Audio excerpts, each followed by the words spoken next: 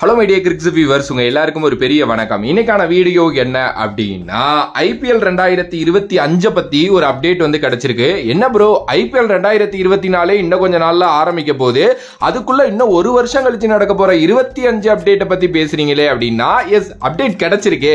என்ன அப்படின்னா, அருண் துமால் அவர் தான் வந்து பாத்தீங்கன்னா ஐபிஎலோட சேர்மன். அவர் வந்து ரீசெண்டா இப்போ இன்னைக்கு வந்து ஒரு விஷயத்தை வெளியில சொல்லியிருக்காரு. என்ன சொல்லியிருக்காரு அப்படின்னா, ஐபிஎல் 2025 வந்து மெகா ஆக்ஷனா நடக்க போகுது அப்படிங்கிற மாதிரி வந்து சொல்லியிருக்காரு.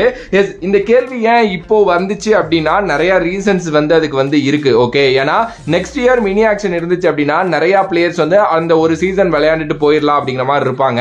பட் மெகா ஆக்ஷன் அப்படிங்கிற பட்சத்தில் ஒரு சில பிளேயர்ஸ் தான் ரீடைன் பண்ண முடியுங்கிறதுனால நிறைய பேரோட கடைசி ஐபிஎல் இது இருக்கிறதுக்கு நிறைய சான்சஸ் இருக்கு.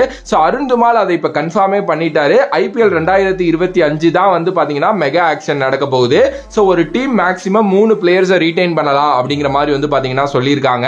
எஸ் 3 பிளேயர் ரீடைன் அப்படின்னு வர்றப்போ வந்து டெஃபினெட்லி நிறைய டீம்ல வந்து பாத்தீங்க அப்படின்னா நிறைய விஷயங்கள் அடி வாங்குறதுக்கு சான்சஸ் இருக்கு.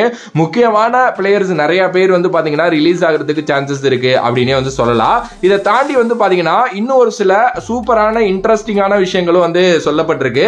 என்ன அப்படிங்கறத சொல்றேன். 2025 ஆல்ரெடி பேசின மாதிரி 84 மேட்சஸ் வந்து பாத்தீங்க அப்படின்னா நடக்க போகுது. இப்போ ஒரு டீம் வந்து 14 மேட்ச் விளையாடுவாங்கல்ல லீக்ல, அந்த மேட்சஸ் வந்து பாத்தீங்கன்னா ஒரு டீமுக்கு 16 மாத்த போறாங்க. அதாவது 14ல இருந்து 16 மேட்சஸ் அடுத்த வருஷம் விளையாட போறாங்க. சோ அப்ப டோட்டலா எவ்வளவு மேட்ச் ஆடுவாங்க அப்படின்னா 84 மேட்சஸ் வந்து ஆடுவாங்க.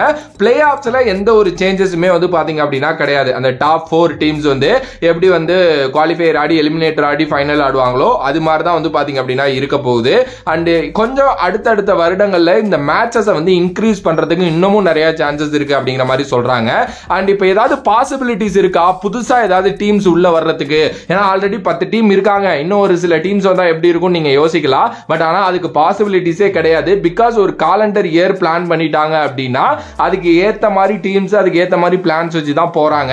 அடுத்த 3 வருடங்களுக்கு எந்த புது டீமுக்குமே வந்து பாத்தீங்க அப்படின்னா அலோ பண்ண முடியாது.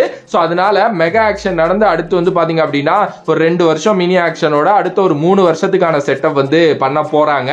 எஸ் நிறைய பேரு நான் ஃபர்ஸ்ட்லயே சொன்ன மாதிரி இந்த ஐபிஎலோட ரிலீஸ் ஆக போறாங்க அப்படிங்கிறது ரொம்ப நல்லா தெரியுது. அண்ட் ஒவ்வொரு டீம்ல இருந்தும் எந்த 3 பிளேயரை ரீடைன் பண்ணுவாங்க அப்படின்னு சொல்லிட்டு வேணா நம்ம ஒரு வீடியோ போடலாம். சோ நீங்க சொல்லுங்க 10 டீமோட லிஸ்ட்ல இருந்து யார் யாரெல்லாம் நீங்க ரீடைன் பண்ணுவீங்க அப்படின்னு சொல்லிட்டு கமெண்ட் பண்ணுங்க. அண்ட் அடுத்த வருஷம் மெகா ஆக்ஷன் இதை பத்தி உங்களோட கருத்து என்ன? ஏன் ப்ரோ இதை ஏன் ப்ரோ இப்ப சொல்றீங்க நீங்க கேட்கலாம். இப்போதான் அந்த அப்டேட் வந்திருக்கு, அதனால தான் வந்து சொல்றேன். ஏன்னா தேவையில்லாத நிறைய பேர் அவ்வளவு கமெண்ட்ஸ் பண்றீங்க, இதெல்லாம் ஒரு விஷயமான்ட்டு. பட் இது நிறைய பேருக்கு ஒரு விஷயம் தான். ஓகே, சோ சொல்லி வீடியோ முடிக்கிறேன். உங்களோட கருத்து இதை பத்தி என்னவோ மறக்காம கமெண்ட் பாக்ஸ்ல கமெண்ட் பண்ணிட்டு, வீடியோ பிடிச்சிருந்தா like, share and subscribe to நம்மளோட கிரிக்ஸிப் சேனல்.